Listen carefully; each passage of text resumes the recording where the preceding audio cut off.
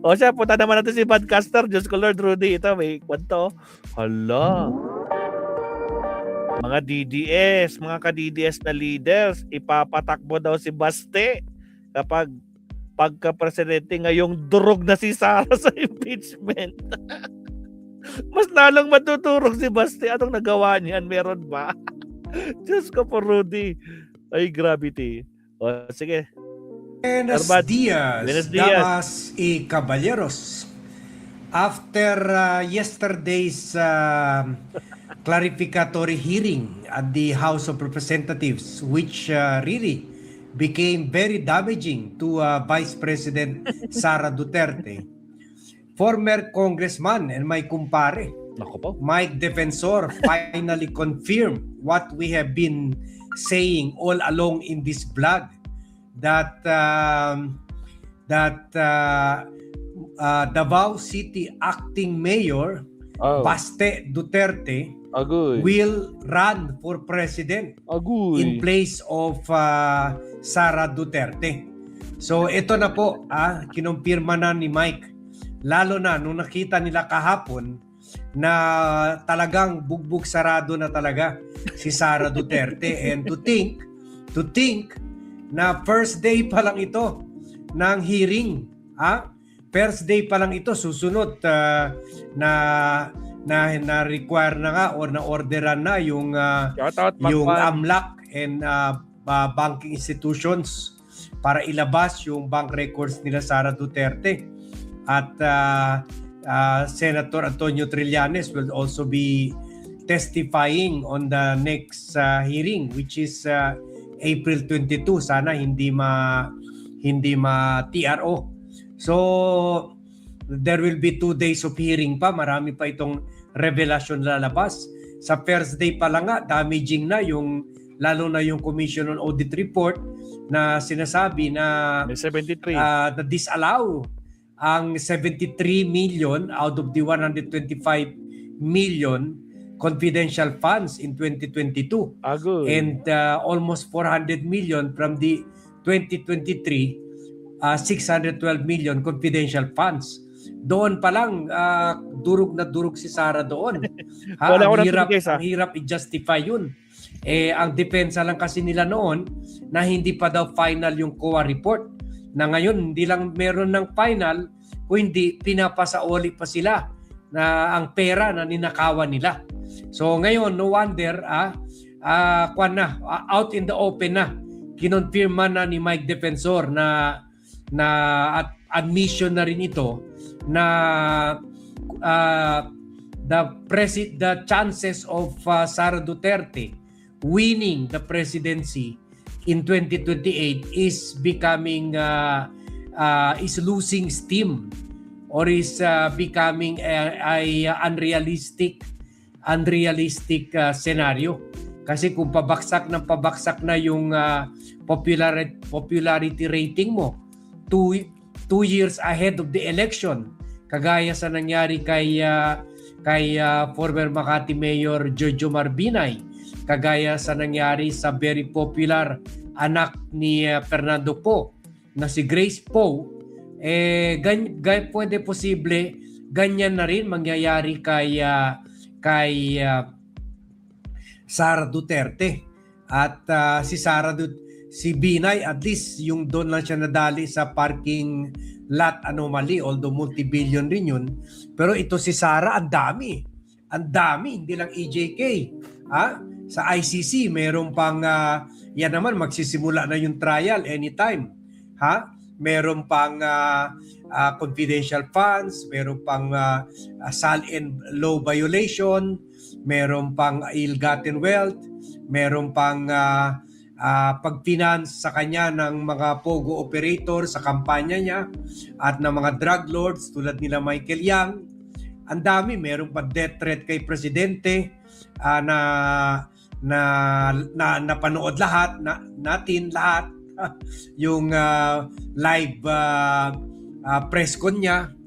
So mas grabe ito kaysa sa kaso ni Jojo Marbinay, and so it's still too long bago madudurog at madudurog pa siya along the way before we reach 2028. Kaya ito si Mike, kinumpirma na wala, medyo lumalabo na ang tsansa ni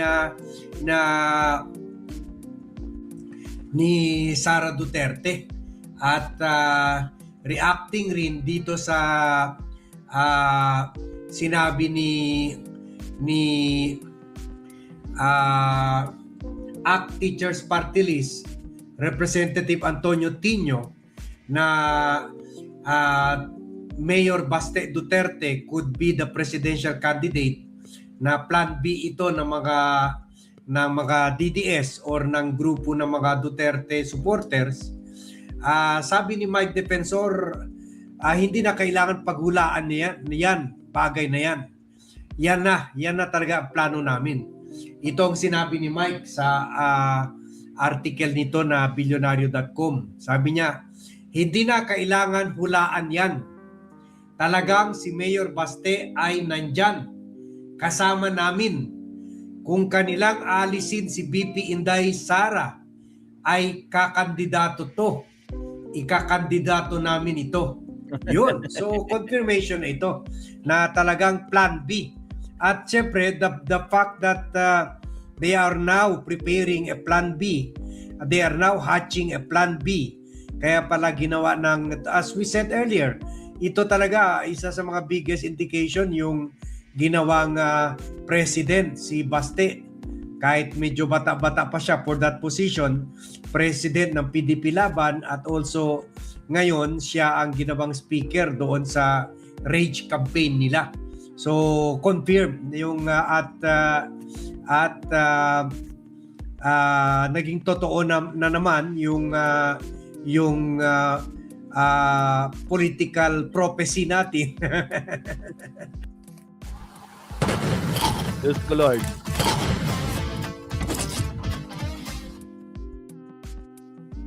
Batstradamus, kung meron Nostradamus, meron Batstradamus sa politika.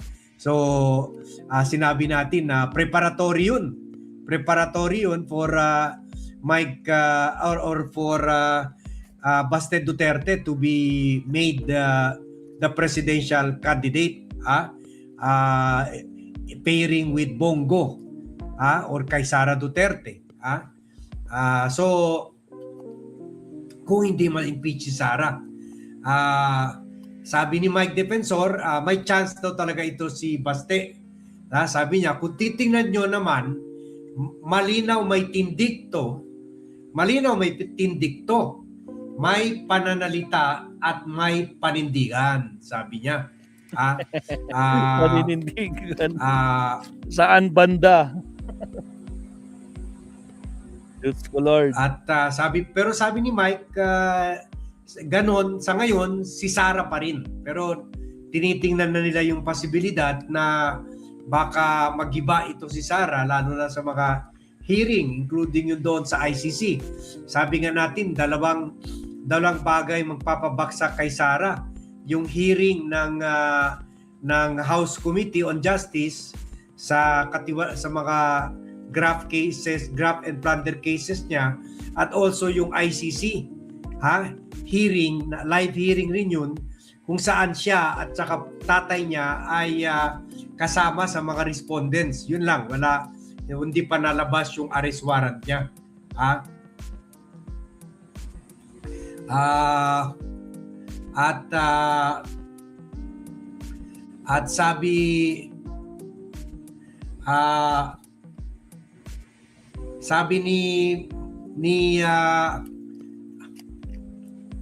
sabi ni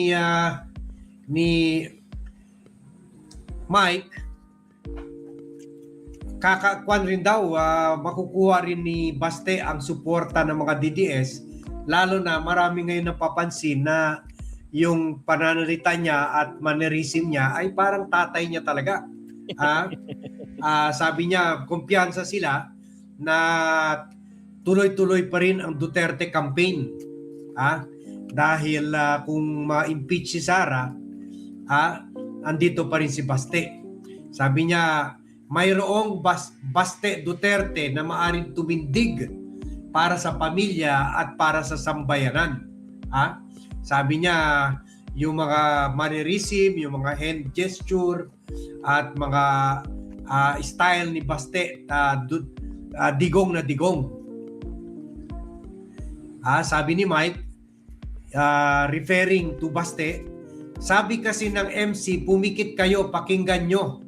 Pero ako, tinitingnan ko siya, pati yung kanyang hand gesture, kung paano siya magsalita, para talagang si Pangulong Duterte. Sabi ni Mike Defensor.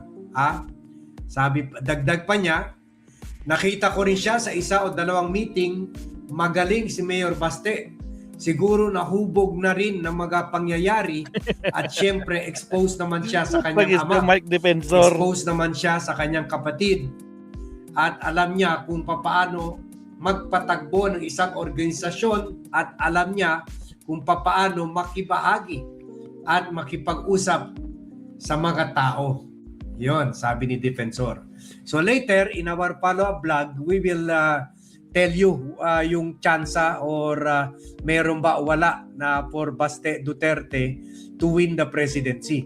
Pero ngayon, at least ang focus muna natin, ito, yung pag-amin nila na talagang pabaksak na yung tsansa ni Sara para tumakbo sa pagka-presidente, hindi lang dahil baka ma-impeach siya ng Senado dahil sa lakas ng ebidensya, or baka pabaksak na rin talaga yung rating niya dahil marami ng tao niniwala na talagang totoo yung mga balita noon or mga initial finding sa Kongreso at Senado na talagang ninakawan niya yung confidential funds, yung 21 billion na budget ng DepEd, at yung kung ano-ano pang katiwalian na kung saan nasasangkot yung pangalan ni Vice Presidente. So confirm, Baste Duterte is it, and whether he will win the presidency or not, we will discuss that later. For now, this is just a confirmatory. Kung may clarificatory, merong confirmatory vlog na talagang confirm yung Plan B. Baste Duterte will replace Sara Duterte as the DDS presidential candidate, either kung ma-impeach si Sara or bumagsak yung rating niya dahil sa mga kaso niya nakaharap sa various offices, sa ombudsman, sa House of Representatives, later on sa Senate Trial Court. So because of these overwhelming issues, negative issues laban kay Sara Duterte, the DDS group are now looking more towards Baste Duterte. So thank you very much everyone for watching. Thank you very much for joining me in this vlog. Good luck kay Baste kung makakapasok siya. wait lang. Mag-isa pa nga tayo, tingnan natin Baka mayroon pang isa si Sir Bad Ay, ba't na pa Attorney Claire tayo? May extra ba si Attorney?